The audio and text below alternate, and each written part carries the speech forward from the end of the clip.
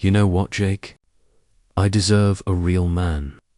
She said it so casually, right in the middle of my birthday dinner, like she was commenting on the weather. For a second, I thought I misheard her. The restaurant went quiet. The candles flickered. Even the soft jazz in the background seemed to fade out. It was one of those moments where time doesn't stop, but you kind of wish it would. I forced a smile, pretending it didn't sting, pretending I was still the calm, easygoing guy everyone thought I was. But inside, something cracked.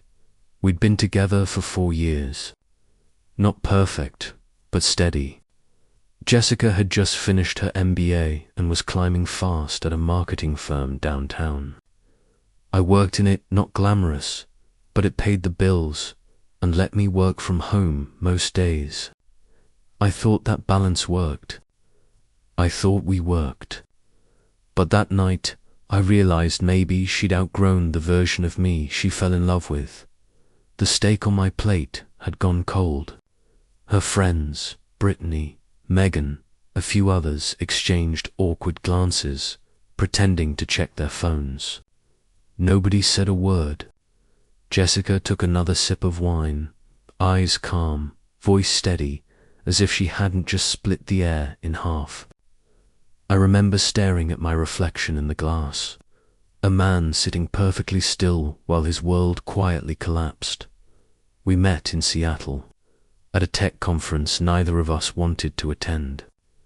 She was confident, funny, a little intimidating. She said she liked me because I was real, that I made her feel grounded. I believed her. For a while, being real was enough. Until it wasn. Single quote, she started changing.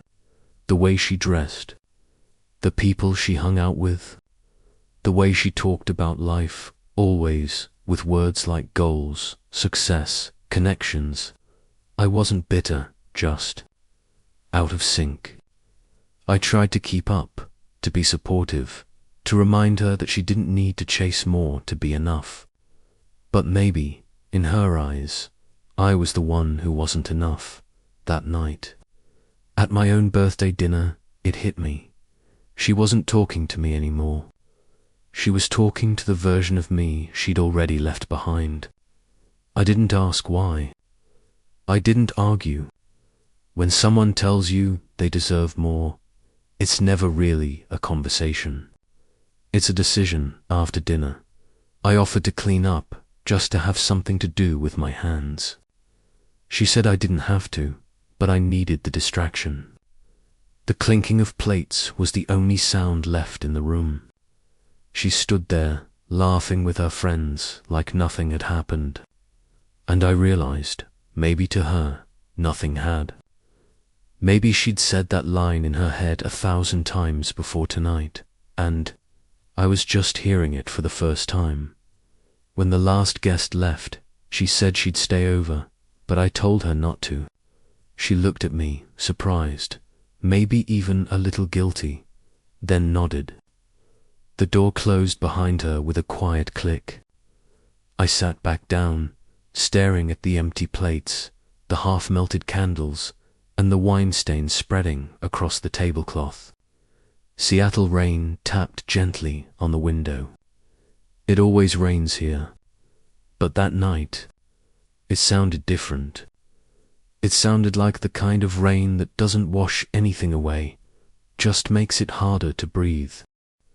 Looking back, I guess the signs were always there. They start small, quiet, harmless, like a crack in glass you don't notice until it's too late. The kind that spreads slowly, silently, until one day, everything just shatters. Ours did too. Not with a fight, not with tears, but with distance, soft, polite, cold. We used to laugh at the dumbest things. Midnight grocery runs, getting lost on hiking trails, sitting through awful Netflix shows just because it meant staying close. Those small, stupid moments, They were what made me believe love didn't need to be dramatic to feel real. But somewhere along the line, those moments faded. I remember the first time I felt her slipping away. It was a Sunday morning. She was sitting by the window, hair up in a messy bun, typing on her laptop. I made pancakes, her favorite. She didn't even look up. "Thanks," she said, eyes still on the screen. "I've got a client call in 15. No kiss, no smile, just that flat tone of someone already halfway gone. I told myself she was stressed. Everyone gets busy. But deep down, I knew something had changed. Jessica was evolving fast. New clothes, new friends, new circles. Rooftop mixers, tech investors, people who said things like scaling up, networking, and market potential. I tried going once or twice, standing there with a drink while everyone bragged about their startups and six-figure salaries. I remember thinking, God, I don't belong here. But she did, perfectly, effortlessly. One night, I picked her up after one of those events. She got in the car, glowing from city lights, perfume still fresh. "You should have come," she said, scrolling through her phone. "Everyone was asking about you, yeah." I smiled. "What did you tell them?" "That you're busy, doing your tech stuff, my tech stuff." I repeated it, half joking. She didn't even look up. I never hated her ambition. I admired it. I loved how driven she was, how her eyes lit up when she talked about goals. But what she never saw, or maybe didn't care to see, was that I was trying to. I'd been picking up extra projects, working nights, saving money, even quietly paying off part of her student loans without telling her. That's what you do when you love someone. You carry some of their weight, hoping they'll never notice how heavy it really is. But somewhere along the way, I started feeling invisible. Like the more I gave, the less I existed. That's the cruel part of love. It doesn't die all at once. One person starts to drift, long before the other realizes they're standing alone. Sometimes, I'd catch her looking at me like she was staring at a stranger she used to know. Not angry, not sad, just indifferent. That look scared me more than any argument ever could, because at least anger means someone still cares. Indifference, that's when it's already over. They just haven't said it yet. Seattle winters are long, grey, endless. The rain becomes part of your breathing. Every day looks the same. Coffee going cold, unread texts, the hum of silence filling the spaces where laughter used to live. I used to blame the weather for the heaviness I felt. Now I know. It wasn't the rain. It was us. I still remember the night she came home late from a team dinner. She smelled like red wine, and someone else's cologne. Not enough to accuse, just enough to notice. She kissed me on the cheek and said, "Don't wait up next time." Then she walked past me into the bedroom and closed the door. I stood there in the kitchen, staring at the floor, listening to the low hum of the fridge, the only sound left in what used to be our home. It's strange how two people can share a house, a bed, a life, and still feel like strangers. I kept hoping she'd come back. That one morning she'd smile the way she used to, or dance barefoot in the kitchen, or rest her head on my shoulder and whisper, "You're my calm." But people don't come back. They change. And sometimes that change doesn't leave room for you anymore. It didn't end all at once. It was a slow fade, the kind that hurts more because you can see it coming, but you can't stop it. After that night at the restaurant, we went through the motions. Breakfasts in silence, Smiles that didn't reach the eyes, words that meant nothing. We'd become polite strangers, sharing a space that no longer felt like home. One evening, I got home early. The apartment was dark, except for the glow of her laptop in the living room. Jessica was on a video call, laughing, not her polite work laugh, but the real one. The one I hadn't heard in months. I stood by the door for a moment, just watching her. I should have knocked, said something, but I didn't. I just listened. When the call ended, she looked up and froze for half a second. "You're home early," she said, closing her laptop a little too quickly. I nodded, pretending not to notice the way her voice trembled. I wanted to ask, who was that? But what was the point? When trust breaks, no question can glue it back together. That night, while she showered, I sat on the edge of the bed, scrolling through my phone. Her tablet was on the nightstand, notifications lighting up the screen. A name I didn't recognize. Messages that looked too familiar. I didn't open them. I didn't need to. You know the feeling when your body already knows the truth before your mind accepts it. That's what it was. Cold, heavy. Final dot. She came out, hair damp, wrapped in a towel. "Everything okay?" she asked. I looked at her, and for a moment, I saw the woman I'd fallen in love with. The messy bun, the crooked smile, the warmth. But it was just a flicker. A memory pretending to still exist. "Yeah," I said. "Everything's fine." I didn't sleep that night. The rain hit the window hard, the way it only does in November. I lay there, listening to her breathe beside me, wondering how something so beautiful could turn so hollow. Around 3 a.m., I got up, went to the kitchen, and just stood there in the dark.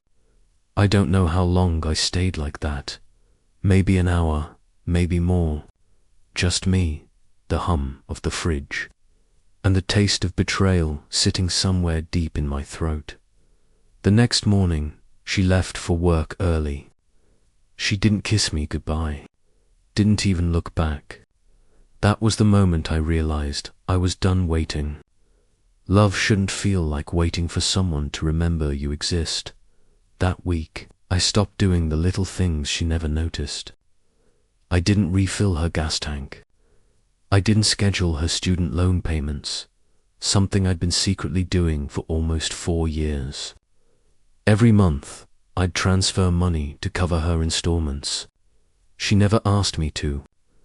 I just wanted to help her start her career without the burden of debt. She didn't know that half her freedom was built on my quiet sacrifice. When the autopay stopped, it didn't take long for her to notice. 2 weeks later, she got a call from her loan provider while I was in the kitchen making coffee. I heard her voice from the bedroom, sharp, irritated, confused. "What do you mean, missed payments? There must be a mistake."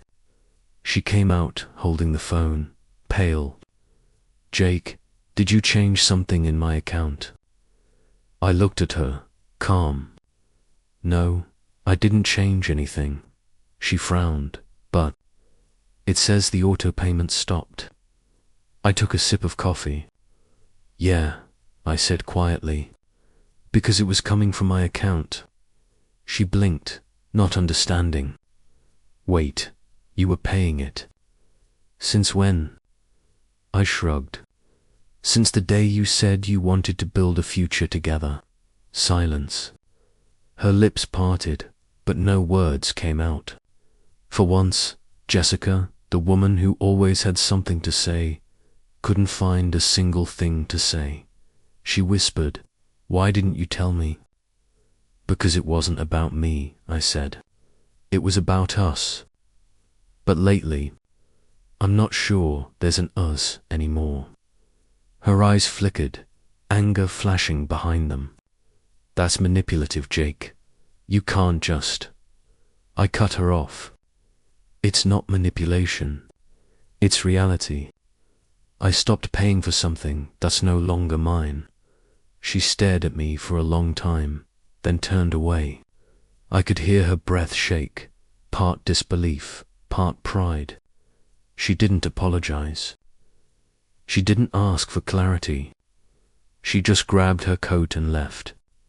The door slammed, echoing through the empty apartment like a full stop at the end of a long, painful sentence. That night, the rain came back. I poured myself a drink and sat by the window, watching the city lights blur behind the glass. I didn't feel angry. Not sad either. Just done. Sometimes the quietest goodbyes are the ones that hurt the most. It didn't really end when she walked out that door. If anything, that's when it started. The unraveling, the noise, the fallout. Everything I'd kept private for 4 years became public in less than 24 hours. The next morning, I was drinking coffee when my phone started buzzing non-stop. Missed calls, messages, emails. Jessica had gone from confused to furious to desperate, all within a few hours. "Jake, I don't understand what's happening," she said in one voicemail. "My student loan account says I'm behind on payments.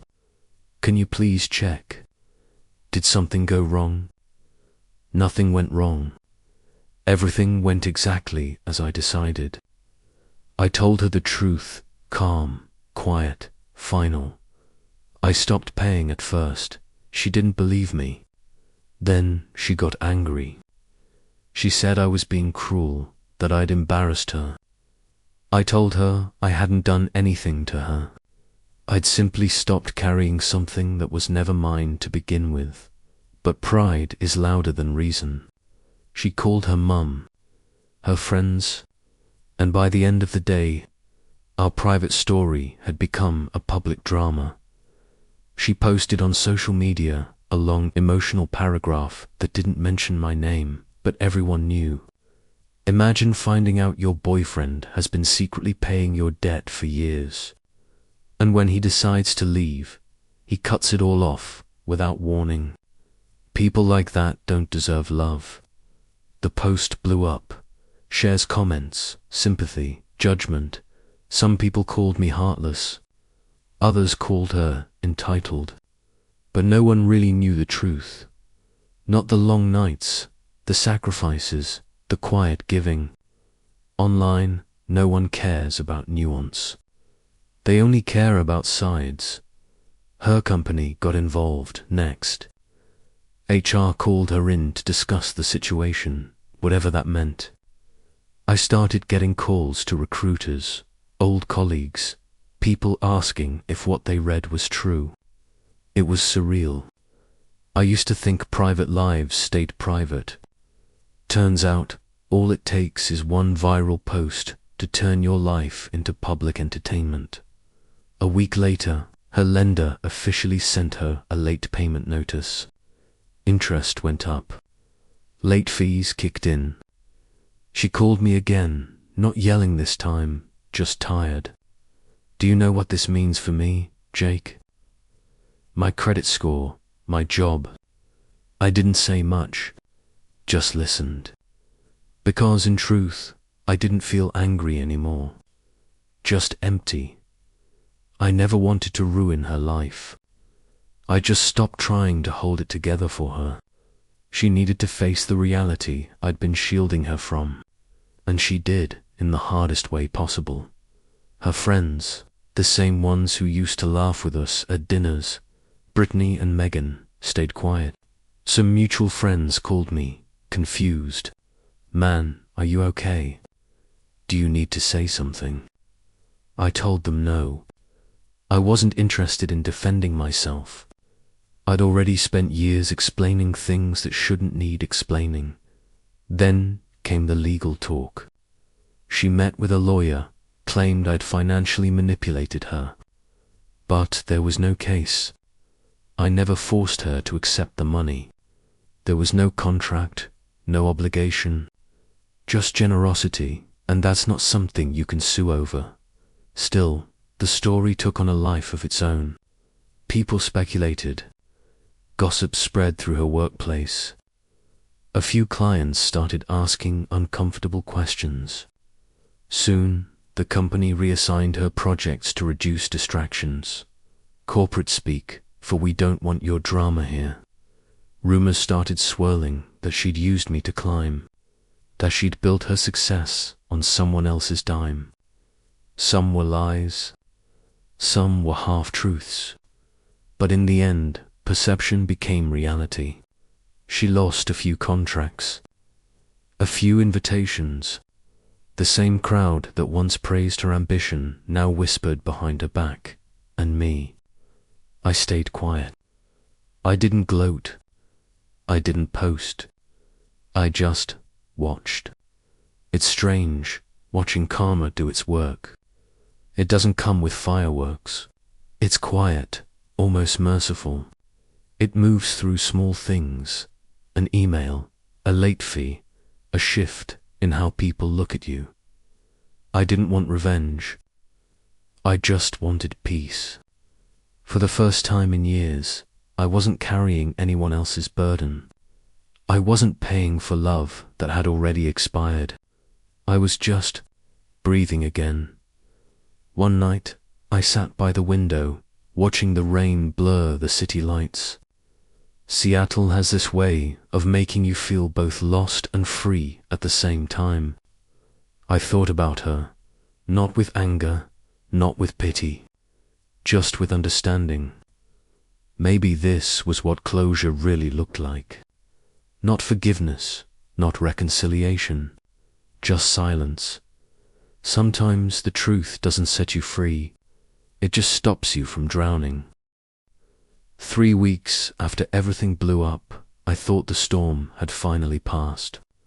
But the thing about storms is the loudest part isn't the thunder.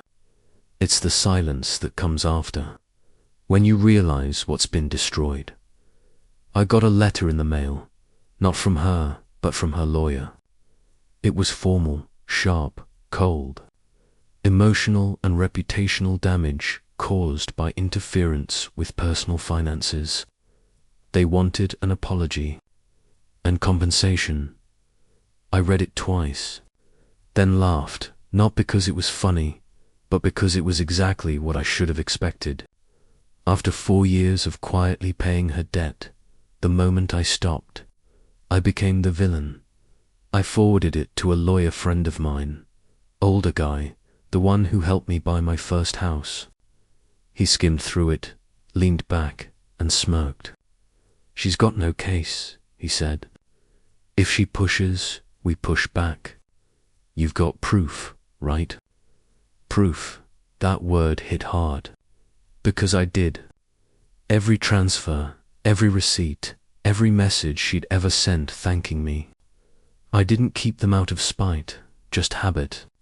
The kind of digital trail you leave behind when you're the one keeping things together.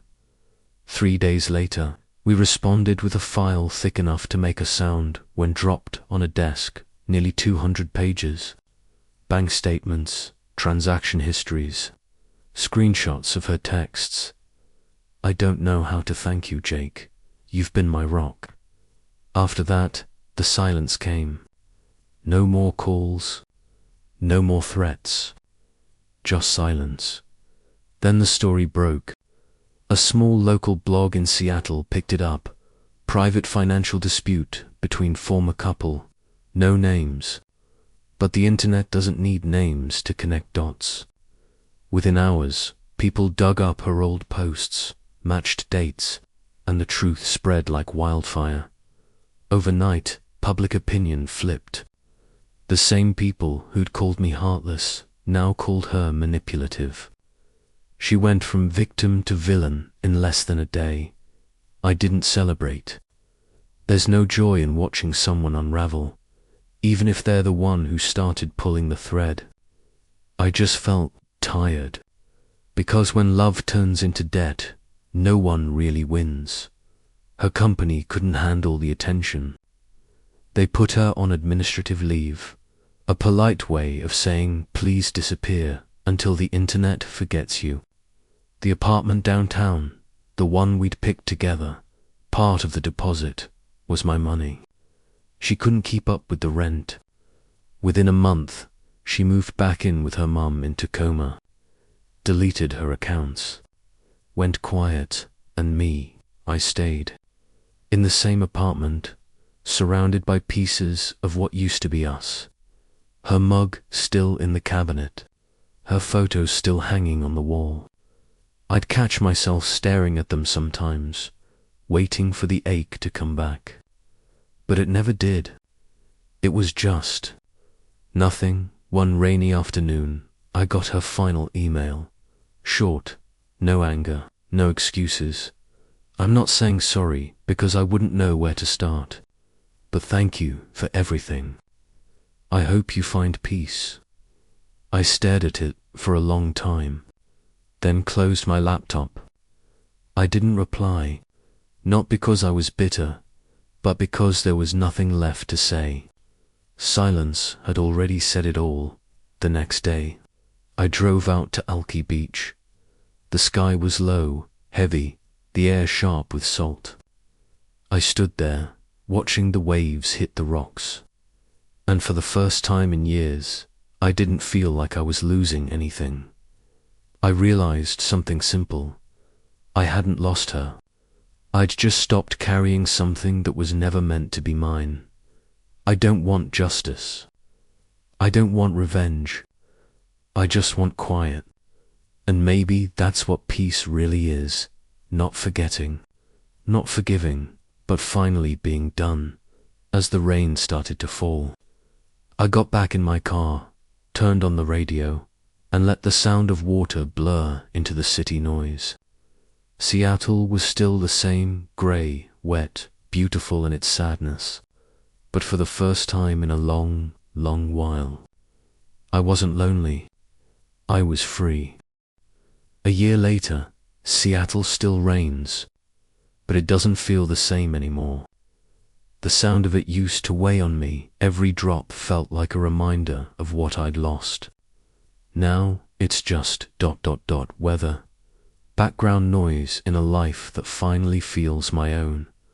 I still sit by the same window, same coffee cup in hand, watching the water slide down the glass.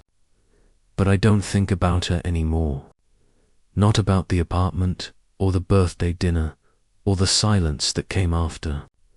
All of that feels like a story that happened to someone else. Life has settled into something simple, peaceful even. No notifications lighting up my phone. No emails from lawyers. No unexpected messages.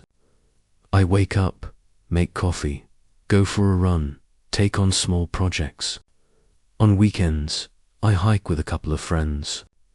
Nothing spectacular, just steady, quiet living. Once, out of the blue, Brittany texted me, one of Jessica's old friends.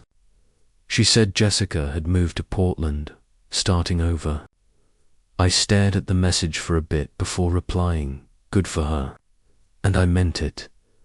It took me a long time to realize, not everyone who leaves your life is a villain.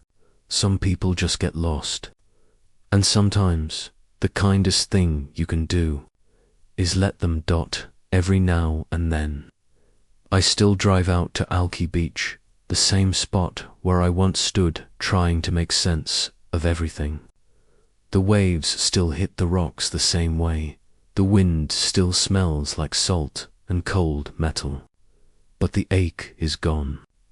I stand there, breathe in deep, and feel something else instead. Fullness. Not because I got her back, but because I got me back. I started writing again. Not about her, about what I learned. That love doesn't mean carrying someone else's world on your shoulders. That kindness, when misplaced, can become the very thing that breaks you. And that sometimes the most honest form of love is knowing when to stop. I used to be afraid of being alone, but now I understand Solitude isn't emptiness. It's space, the kind you need to hear your own voice again. Some mornings, I walk through Pike Place Market, buy a small bouquet of flowers, and put it in my living room. Not for anyone else, just for me. A small reminder that I still deserve softness, even when there's no one around to give it. I don't know if I'll fall in love again. Maybe I will. Maybe I won't. But if I do, I'll love differently. No proving, no fixing, no carrying. Just walking beside someone, equal, calm, and whole. This March, the sun finally broke through the Seattle clouds. I opened the window, let the air in. It smelled of wet earth and something new. I stood there, eyes closed, and smiled. Life wasn't perfect, but I'd made it through what once felt impossible, and survival, quiet, unglamorous, ordinary survival, turned out to be its own kind of happiness. I used to think I'd lost everything, love, trust, even the quiet safety of a place that once felt like home. But standing here now, after everything, I realize I never really lost anything that was meant to stay. Some things we give freely, believing it's love. And maybe it is, until the day that love becomes a burden you weren't meant to carry. I don't blame her anymore.